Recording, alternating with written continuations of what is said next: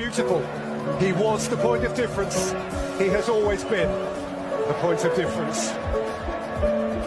Unparalleled. And maybe today there will, of course, always be those who argue, always be those who debate. And the debate can rage on if you like.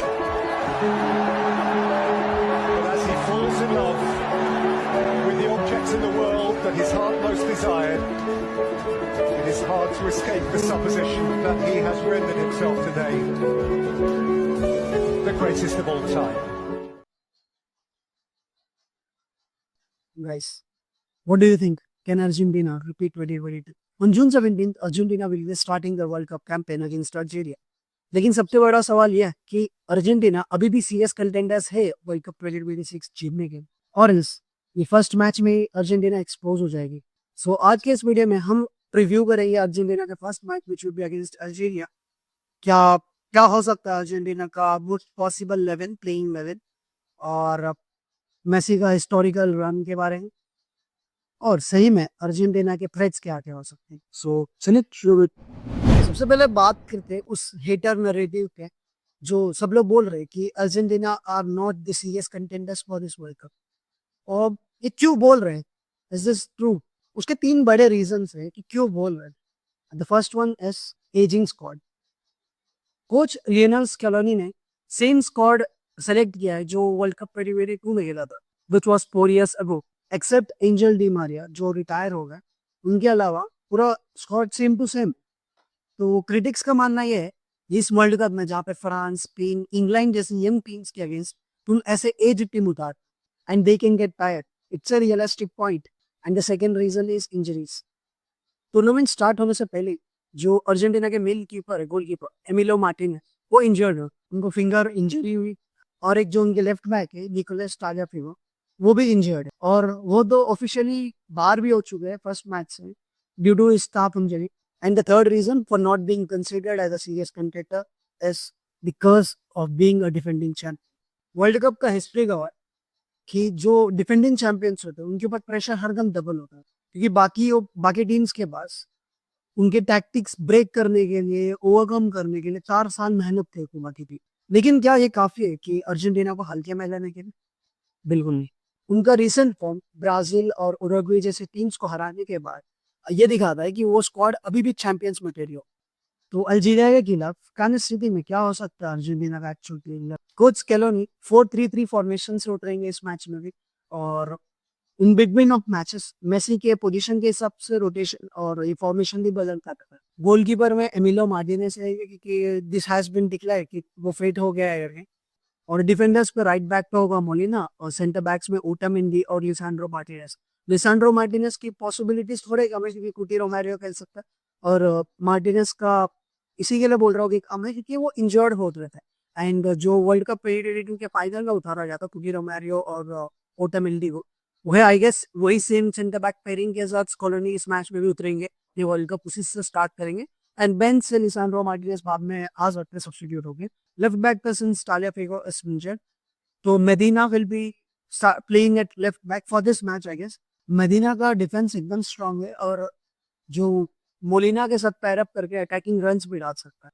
और midfield trio में Rodrigos, De Paul, Fernandez, Enzo Fernandez, I mean Mac Allister, ये 3 खेल सकते हैं. यहाँ पर इनके पास options midfield में बहुत ज्यादा है. उस मिडफील्ड ट्रायो के ने एक और जो रॉड्रिगो डिपॉल का है वो is in air, because you can there can be Valentin Marco who can be playing Palacios, who can be playing the Los Celos है, और Pardes भी है.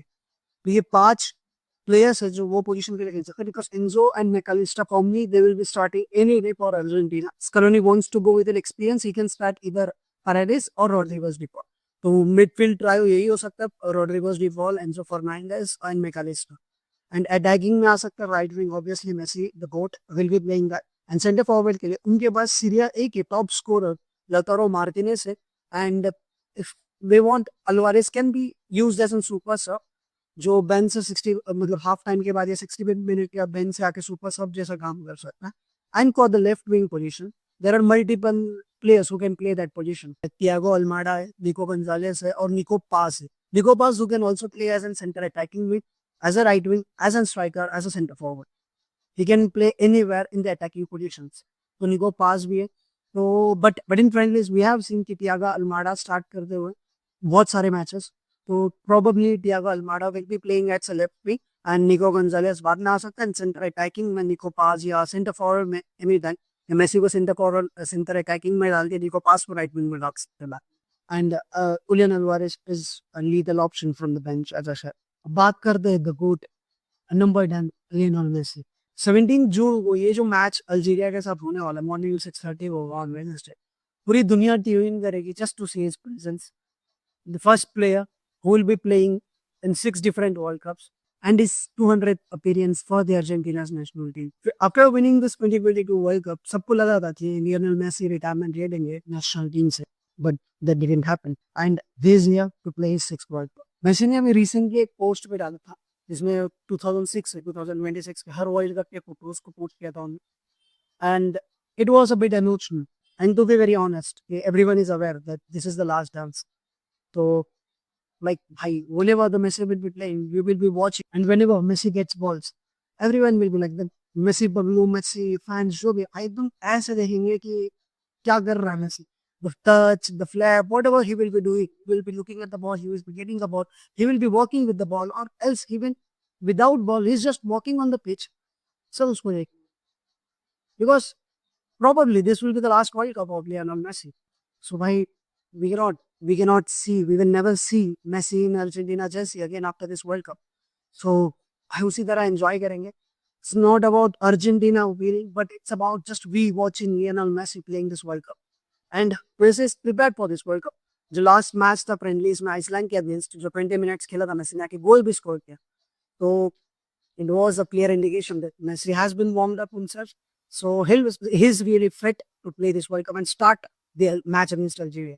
अगर अभी अल्जीरिया टीम की बात करें तो 12 साल बाद वर्ल्ड कप में फिर से खेलने वाले प्लेयर्स लाइक रियाद मारेस एंड एक नूरी जो उनके लेफ्ट बैक है।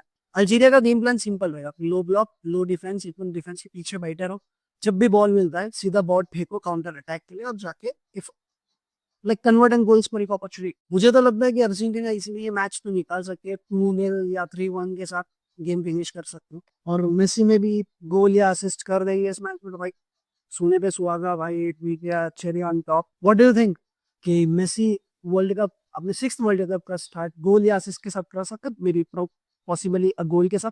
और आपका इस मैच का क्या प्रेडिक्शन है नीचे कमेंट्स में जरूर बताओ। अगर वीडियो पसंद आई हो कि प्रीव्यू पसंद आया हो तो लाइक कर देना, आपके दोस्तों के साथ भी शेयर कर दो और चैनल को सब्सक्राइब कर दिया। मिलता आपसे नेक्स्ट वीडियो में, तंते वैन, watch football, talk football and enjoy football.